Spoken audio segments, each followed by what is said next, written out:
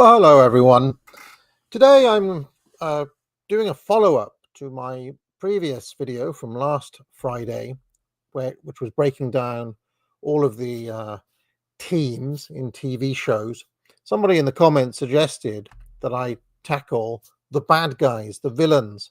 And in this video, I'm going to be breaking down all of the different types of villains. It's a taxonomy of bad guys. And this is quite fun because I've just love villains, as I'm sure you do. So the contents are as follows. Number one, we're going to be covering general structural concepts. These are all taken from the website TV Tropes, which I've long been interested in. Second, we're going to look at some common tropes, some individual villains in an A to Z type way. And third, we're going to have a look at the evil hierarchy and the various ranks of minions. So let us get a move on. First, let's look at the general concepts. First, we have the sliding scale of villain threat, whereby at the lowest level, you have the local area, then it scales up to the city, regional threat, continental level, planetary, stellar, galactic, the entire universe, the multiverse, and then all of creation. And you can see that in DC Comics, you get the full gamut. You've got the local area villain like Firefly there, then up to the Penguin, somebody like Ra's al Ghul in Batman, could be a planetary threat or a continental threat. Darkseid is definitely working on a stellar or galactic level, and then all the way up to that character there who created the multiverse, if you know your DC Comics. We also have the sorting algorithm of evil. This is from one of the Bruce Lee movies, where each threat he faces is slightly better than the last one. It's a very video game concept where the enemies kind of level up as the hero progresses in his journey. The sorting algorithm of evil. We also have the big bad. Now, the big bad is the chief villain, the one who launches all the plans, the major antagonist, and the dragon. And probably the most famous example of the big bad and the dragon is the Emperor Palpatine and Darth Vader. Another example is from Turtles. Krang is the big bad, and the Shredder is the dragon. What's interesting about the dynamic of the big bad and the dragon is that, for all intents and purposes, the dragon does most of the actual donkey work, most of the day-to-day villainy, but he answers to the big bad. And certainly, if you know anything about the Star Wars films, Palpatine's in the background most of the time, as is Krang in the background of Turtles. You've got Vader or Shredder or various, you can pick your own examples, but this dynamic happens a lot. In Mortal Kombat, off the top of my head, there was Shang Tsung and Goro. Do you remember that? And then later there was Shere Khan. What was his name? Shere Khan, and the other guy with the many arms. We also have the greater scope villain. So if you take it across a series of films, often there's like an overarching big bad, and then there's a big bad for the particular movie. And the early Bond films do this, where Blofeld is the greater scope villain, but you get a big bad for the individual movie, like Dr. No or Largo, etc. Now, the concept is Orcus on his throne. This is where the big bad generally doesn't do a lot, but spends a lot of time sitting in his throne room, and everybody else does the fighting. They call that Orcus on his throne.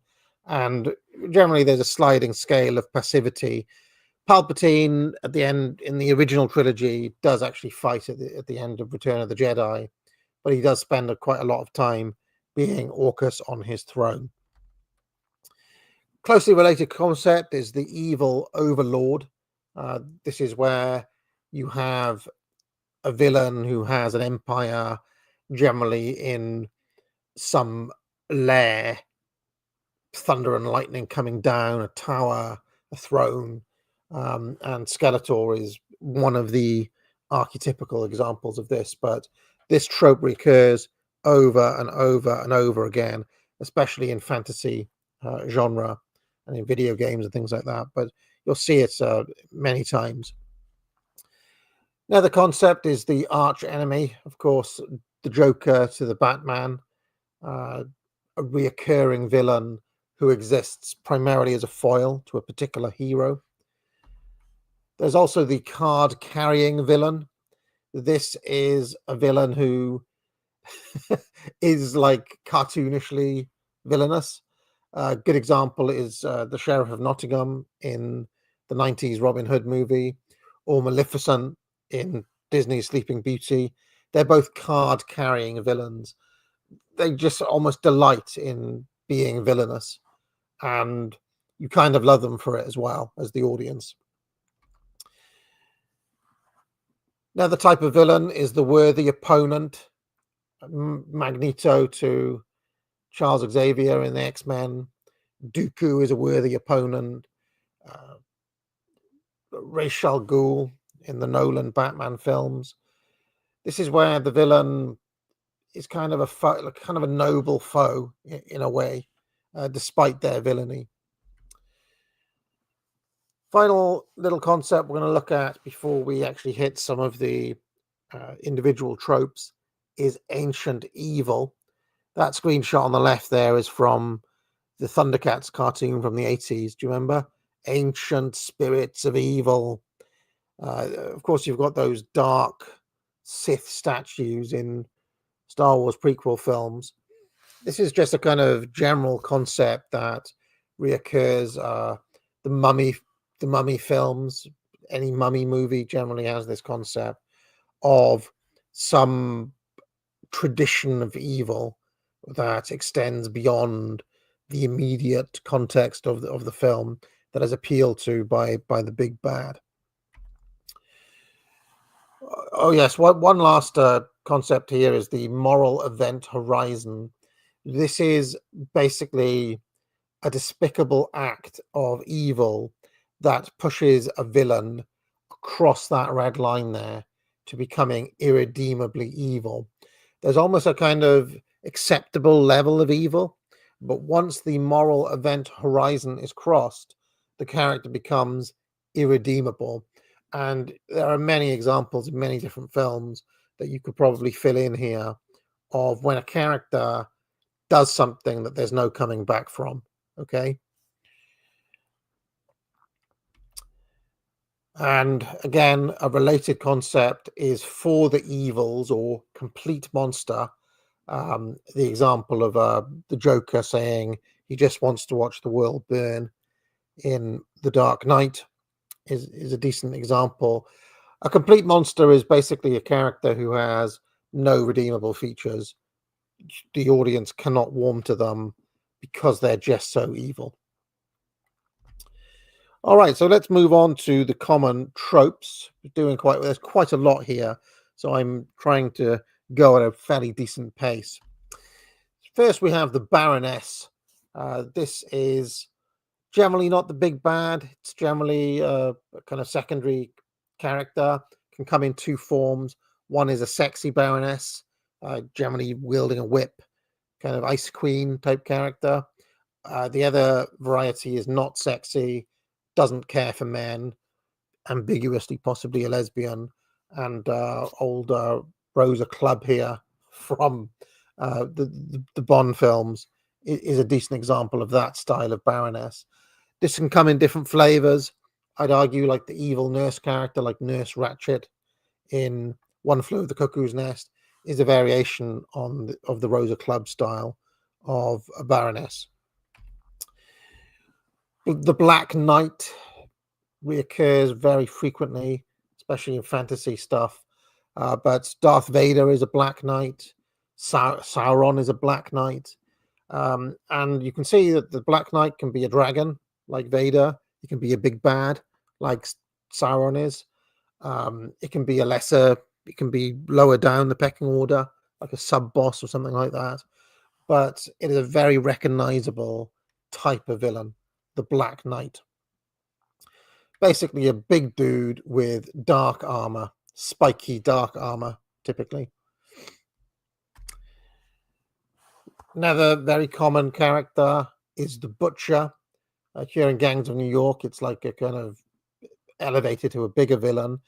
Very often it'll be lower down, like a henchman of some sort. But this is basically a guy with a big machete or a big knife, possibly a big sword, that is capable of ultra violence. So you fear the Butcher. The Caligula is basically a mad emperor. Joffrey from Game of Thrones is a very good example. Someone who's doesn't really have great leadership qualities, but they're on the throne and they're mad. And they're sadistically evil as well. And Joffrey is a good example. Very common trope for big bad is to be the chess master. Hans Gruber in Die Hard, a good example. Palpatine in the prequel trilogy as a chess master. Basically somebody who manipulates other people, manipulates events, and has got an overarching plan that they're moving towards. That is what the chess master does. And it's not all of these are mutually exclusive. One character can actually occupy several of these at the same time. So Palpatine, for example, is not only a big bad, Orcus on his throne, an evil overlord, he's also a chess master as well. And he'll fill out many of the, there's a version of this I could have made with Palpatine almost in every single slot. Like this one, for example, Palpatine is also a corrupter, someone who recruits people to the dark side. But this is a very common trope. Of course, Satan, the original big bad, was a corrupter. He tries to tempt Jesus, doesn't he? So this is another very common archetype. It's something that reoccurs time and again. The hero has to be kind of tempted with something at some point, and this is where the corruptor comes in. Another extremely common trope, especially in 1980s movies, is the corrupt bureaucrat or the corrupt politician or the sleazy politician. This actor here, Kurt Fuller, really specialized in these roles. Here he is in Ghostbusters, or Ghostbusters 2, I think it was. Common, not often the chief villain. Rarely is this character the chief villain, but it's a trope that comes up very often. There'll be like a kind of sub antagonist most of the time, an obstacle in the way of our heroes. Another common archetype is the Dark Messiah. Here is the big snake character, I forget his name now, from Conan, who has a kind of evil cult around him. He's worshipped as a god, or he thinks of it, he's declared himself as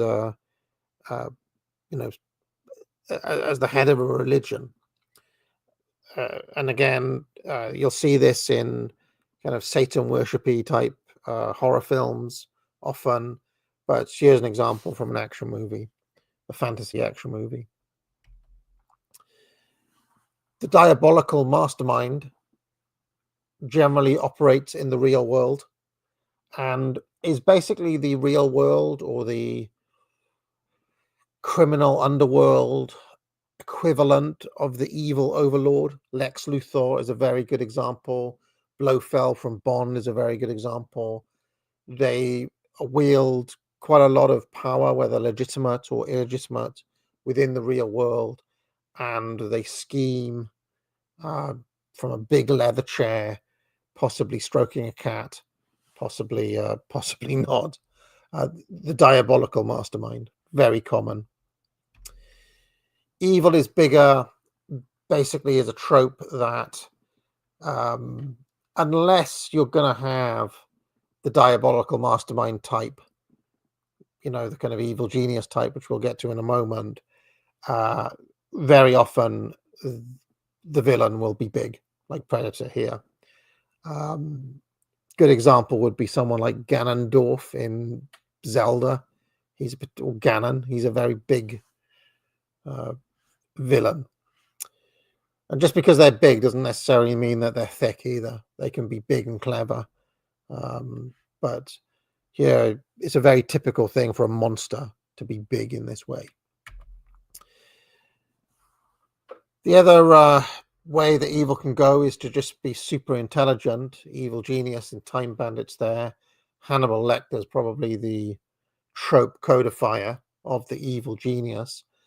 And again, you could argue that Palpatine is also an evil genius as well as being the others. Many chess masters will also be evil geniuses in this way. But the key thing about the evil genius is that their intelligence is the defining trait. They get ahead due to their smarts. Very common trope with Disney is the evil matriarch or the wicked stepmother or the wicked witch. Sometimes these are combined. So, for example, the evil queen from Snow White that you can see on the left there is actually an evil matriarch. She is a wicked stepmother and she's a witch all at once. The character from Tangled there on the right is a wicked stepmother and an evil matriarch. The one from Wizard of Oz is just a witch. So, you can get single, dual, or triple class when it comes to this archetype. Lots of fairy tales will have the wicked witch or the wicked stepmother. Evil matriarch can just be a kind of female evil overlord. There is that variant of it as well. But typically, not always, but typically, the kind of dark mother element will actually be a part of the character. I'm trying to think of an evil matriarch who doesn't have that. Maleficent kind of doesn't, she's not any of these, I would say. She's more of just a straight evil sorcerer, evil overlord type. She just so happens to be female. But many of them do actually have these. Who's the one from Little Mermaid, the kind of fat octopus woman? Ursula, I think her name is. She would be an evil matriarch who's not a wicked stepmother or a witch. Well, she can do like magic, I think.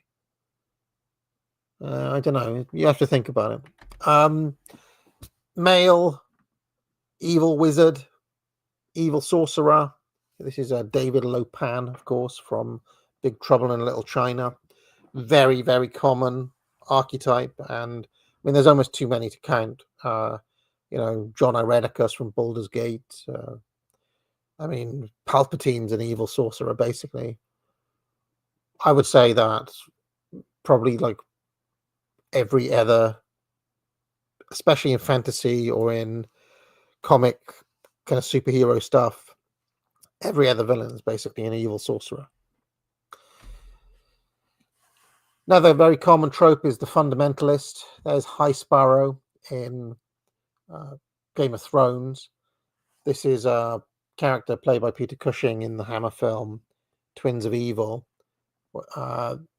Very common to see like a religious fanatic as a villain. And I think that stands to reason in a liberal order that you'd be scared of the fundamentalist. Think of the jihadis in real life, a real life version of the fundamentalist. And I think that is particularly scary to kind of liberal mindset. So that's why I would say it reoccurs as a villain. Large and in charge is basically the concept of having the evil overlord also being massive, like Bowser. Bowser's got an army, but he's also like bigger than everybody else. So large and in charge is a big bad who is also physically bigger than all his minions. Very common trope, but Bowser's the best example I can think of. Another extremely common trope is the mad scientist, sometimes with the Igor, sometimes not. Obviously, Victor Frankenstein, speaking of Peter Cushing, is a good example. Dr. Wily from the Mega Man games there. I mean, there are so many mad scientists. The mad scientist can be the big bad, as in Dr. Wily's case. Or the mad scientist can actually just be a member of the evil crew, like you can get like a mad scientist underling or henchman. That is a common trope as well. The sadist, many slasher horror movies have sadist villains. In fact, many horror villains are sadists that I can think of. There's Freddy Krueger, of course. This is a character who just likes inflicting pain, gets joy out of being nasty. Related is the sociopath. Now, the sociopath may be a sadist, may not be a sadist. There's Patrick Bateman, of course, but this is somebody who lacks the usual human emotions and empathy. Dexter, somebody like that, would be a good, quote unquote, good guy version of that. But yeah, you see the sociopath. And again, I would say that's more common in horror than in other genres. Big sci-fi villain trope are scary, dogmatic aliens, typified by the Cybermen in Doctor Who or the Borg in Star Trek. These are kind of, I mean, there's obvious analogies with totalitarianism, communism, even in these sorts of villains. And they're also demarcated by the fact that they may not have a big bad. They actually just come as a collective. So that's why there's more than one of them. Sometimes they do have an identifiable leader, sometimes they don't. I mean, in the case of the Daleks, for example, you know, there's often like a struggle. What's the main guy's name? Davros in Doctor Who. You know, sometimes he's the big bad and sometimes he's not. Related, so those were the kind of evil communists. You also get those wacky Nazis. Many different variations on this, but for obvious reasons, Hitler being the most evil individual ever to have existed, according to liberal orthodoxy.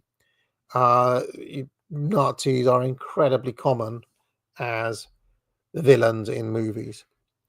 Sometimes they can be charismatic, like this Christoph Waltz character in Inglourious Bastards. What's his name? Hans Lander. Other times they're just kind of unspeakably evil, like in Schindler's List. Other times they're cartoonish, you know, cartoonishly goose-stepping or whatever. It really just depends on how they're portrayed, but very common. Now, before we get to the hierarchy and ranks of the minions, I just want to remind everybody to pick up a course at the academic agency. Probably the best one to buy is the Trivium. You can level up your skills in writing, logic, and in rhetoric. Let me just play the ad, and when I come back, we'll finish off with the hierarchy and ranks of minions.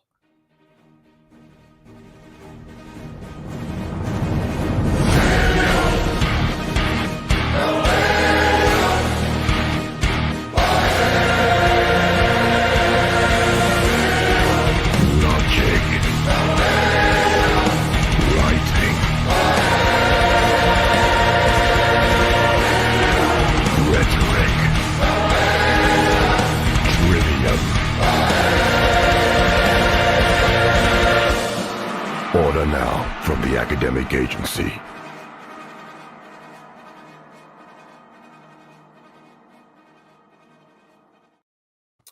All right, so pick up a course today. So final section here is looking at the hierarchy and ranks of minions. There is a standard evil empire hierarchy where you have the emperor, who's typically, but not always, the big bad. If he's not the big bad, there will be the man behind the man. For example, in the Star Wars sequel trilogy, Snoke is nominally the Emperor, but of course the actual Emperor, Palpatine, is the man behind the man. Spoilers, anybody, if you've not seen the Disney Star Wars films. In Game of Thrones, which I've got the screenshot of here, Joffrey is nominally the Emperor, but arguably in that period, in that era of Game of Thrones, the big bad is Tywin Lannister. And then you have a right hand, who is the dragon, the Darth Vader. In this era of Game of Thrones, it's Cersei Lannister. She then later becomes the Emperor and arguably the big bad different times in that series. Then you have the general, who is the person in command of the armies. In this era of Game of Thrones, that's probably Jaime Lannister. Then you have the guard, someone who is specifically in charge of protecting a fort or protecting the home lair of the evil empire. In this era of Game of Thrones, it's either the Mountain or the Hound, I forget. I think it's Gregor Clegane would be the guard in this era of Game of Thrones. Then you get, and in earlier periods, of course, Jaime Lannister was the guard. So, these things switch around in Game of Thrones. And the security officer is the person who is in charge of, securing the state apparatus, if you want to put it that way. In this era of Game of Thrones, it would be, what's his name? The eunuch, I forget his name now. The spy master with the little birdies. Oh, I wish I could remember his name. But anyway, he is the security officer in that era of Game of Thrones. Changes a little bit later on. Then you get the oddball. That is somebody who doesn't quite fit in, who's a little bit different. Around this time of Game of Thrones, it's probably Littlefinger. And if not, it's Grandmaster Pycelle there on the right. And then there's the man behind the man, which I talked about. In this case, it would be Tywin Lannister. The man behind the man is not always there, but the other ranks typically are. And if you go over to the TV tropes, standard evil empire hierarchy, there are so many examples there. It's stunning the regularity with which this basic structure is true and how many different TV shows and movies you can fit through this particular prism. Very interesting. Another type of villain is the starter villain, who is basically at the bottom of the villain boss hierarchy. This is Newt Gunray, who is the first villain in the Star Wars films. It's this character here, I think his name's Solozzo, who is the first real antagonist to face Michael Corleone in the Godfather movies. And it's the first, it's like level 1 boss in kind of movie world. You have the decoy leader, like I've mentioned Snoke already. The fake Ra's al Ghul in Batman Begins is another example. This is where the leader is not really the leader. There's secretly somebody else pulling the strings behind the scenes. And again, forgive me if I'm spoiling these films for you if you've not seen them, but frankly, if you haven't seen the Star Wars sequel films or Batman Begins, maybe you shouldn't be watching this video. Another related concept is Disc 1 Final Boss, which I think is hilariously named, but it's basically, it's not quite the same as the starter villain. It's kind of a step up from that, but it's like at the halfway point, or as it says, Disc 1 Final Boss, somebody who really does seem like the big bad is being defeated, right? But actually the big bad is somebody else. And this happens in Princess Bride, and of course it happens in Star Wars too. Then we get the arc villain, or the filler villain. This may be controversial with the filler villain, but An arc villain is basically a villain who is not the big bad, a villain who is not actually connected that much to the main plot, but he gives the heroes something else to do. It gives the hero some other foe to face. And Jabba the Hutt plays this role in the original Star Wars trilogy. The filler villain is slightly related concept, but is a little bit different because it's basically a villain who comes in for one movie or for a little period of the TV show, again to give our hero something to do. And Goldfinger is a good example of this because in the Sean Connery James Bond movies, all of the other films are connected to Spectre or fighting Blofeld in some way, or Blofeld's minions. Goldfinger, as far as I know, is not connected to Spectre. He's just a one-off villain for that one movie. So he's a filler villain. Always chaotic evil or hard-coded hostility. I mean, this is like those characters. If you're playing an RPG video game, like in Baldur's Gate, the characters have a little white circle around them and you can talk to them. But some characters are just always hostile. They've already got the red circle around them. There's no talking your way out of this. They're just evil. The hyenas in The Lion King are like this. Many characters are like this. They're just kind of, they're enemies, basically. They're not necessarily connected to the big bad. They're just hostile. And typically the hero needs to face them or overcome them as part of their journey, just kind of other threats. It's like how many times have you seen it? Like a cave and it's full of like rabid man-eating bats, or I don't know, the sub-boss fight against a giant spider. How many times have you seen that? Now, right at the bottom of the villain ranks, you have Mooks. The Mooks, ladies and gentlemen. Some long-time fans of this channel will remember that reference because there was a period where people were going wild about saying Mook in the live chat. But a Mook is basically a level 1 low XP expendable minion who typically are thick, typically are not very well treated by the big bad, like Maleficent just bullies the hell out of her mooks here. And they're pathetically weak. They're kind of just level 1, just expendable minions who, nonetheless form the rank and file of evil empire hierarchy. One or two steps up from those low-level grunts, you have elite mooks who are a little bit tougher, but essentially they're still mooks.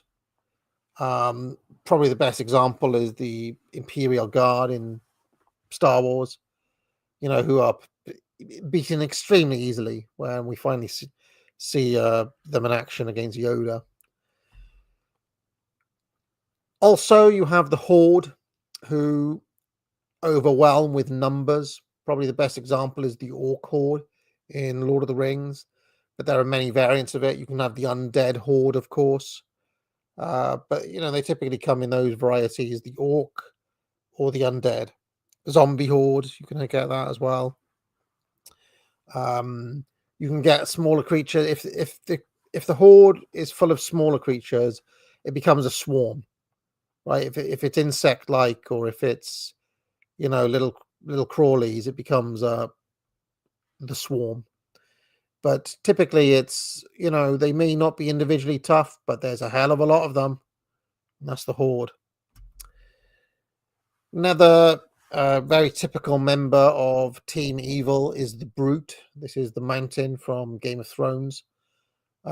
Just a big tough guy who will be an obstacle to face at some point. They typically won't be at the rank of the dragon, but they'll be somewhere in the hierarchy. Like we said, he's the guard. in this particular case. They could be a kind of sub-boss. They could be like the head of a phalanx of elite mooks, or they could just have their own little mook army or whatever. But the brute very typically is a character who recurs time and again. Often they don't say a lot as well. They're not very talkative. The brute, kind of a silent muscle, basically. Big henchman. Bane is this character in not in the Nolan one, but in the terrible Joel Schumacher one with Mr. Freeze. Do you remember Bane in that movie? He is also the brute in this way. Punch Clock Villain is basically a villain for hire, in it for the money, has no higher purpose really, but he's up for it if you pay him, and he's there to do a job. Boba Fett, very good example of this. Maybe Deadshot from the Batman comics. I mean, there are many examples of this. Gun for hire, basically, punch clock villain. The quirky mini boss squad. Now, this is a step up from your elite mooks. They could even rise to the level of being co-dragons, as are these, the three storms from Big Trouble in Little China. But yeah, the quirky mini boss squad. These will typically cause some challenge to our heroes. They could even be the penultimate boss. But yeah, very common trope that you'll see time and again. And typically the quirky mini boss squad will comprise of a number of people who have different powers. And that's why I've chosen the Storms, because the Rain was good at sword play, Thunder was really strong, right, tough and strong. He was the brute really, and Lightning could shoot lightning from his fingertips. So, step up from the quirky mini boss squad is the Legion of Doom. This is basically whenever you get a supervillain team up for any reason whatsoever. Here is the four main Batman villains, Joker, Riddler, Penguin, and Catwoman, teaming up in the 1966 Batman movie. Whenever this happens, it's the Legion of Doom. And it happens fairly frequently, especially in this age of superhero movies. I think in those Avengers films, it happens like every other film at this point, doesn't it? And last, and definitely not least, you have the Omniscient Council of Vagueness. This is Spectre from the recent Bond films, but it can have a smaller number of people.